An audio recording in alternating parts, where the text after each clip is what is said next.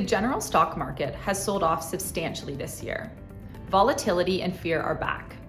The US stock market is experiencing the worst start to a year in 5 decades. Technology stocks, specifically growth companies with low earnings and high valuations, have been hit the hardest. Because of this, a number of disruptive innovation funds have drawn down substantially.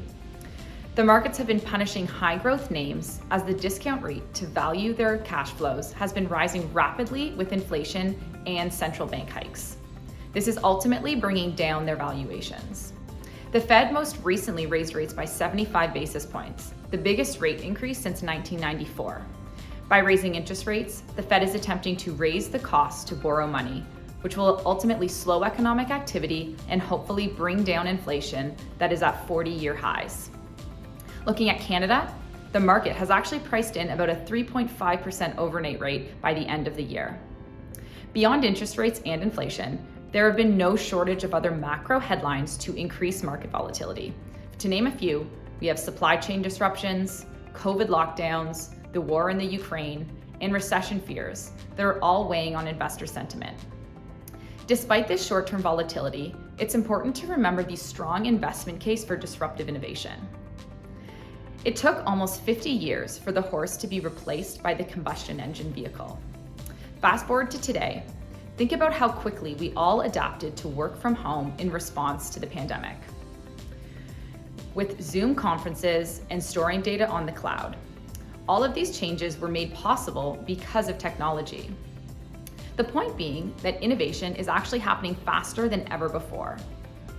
The market is currently punishing companies that are sacrificing their short-term profitability to invest aggressively in the innovation that we believe will transform our world. This sell-off actually presents a great entry point for some investors that were waiting on the sidelines as valuations blew up in 2020, or those that want to average down their cost base. The thing to remember is that the story has remained the same for all these themes, just now at more attractive valuations. Innovation does not happen overnight, and that is why it's important to stick with this investment over the long term. It's extremely obvious to us that many of these trends that are currently out of favor are not going anywhere. Take electric vehicles as an example. 5 years ago, you would have been hard-pressed to find one person that owned one or was considering purchasing one. Today, there is way more demand than supply for what is available in the market.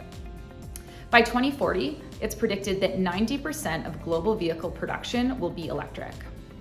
Bloomberg predicts that this is a $53 trillion investment opportunity from now until 2050. Cybersecurity is another great example.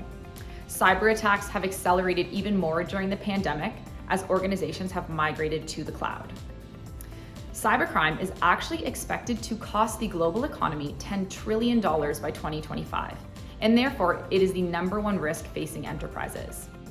Since cybersecurity has become a non-discretionary spend for all businesses, it makes this sector somewhat recessionary proof.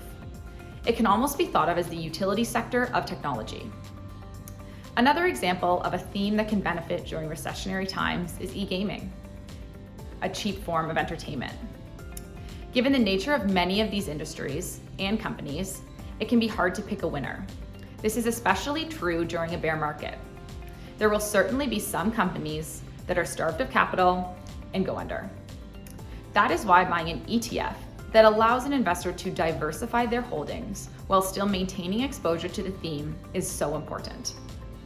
Overall, we believe that we should not be putting as much emphasis on short-term volatility when we're discussing themes that are 5, 10, and 15 years out from true mass adoption.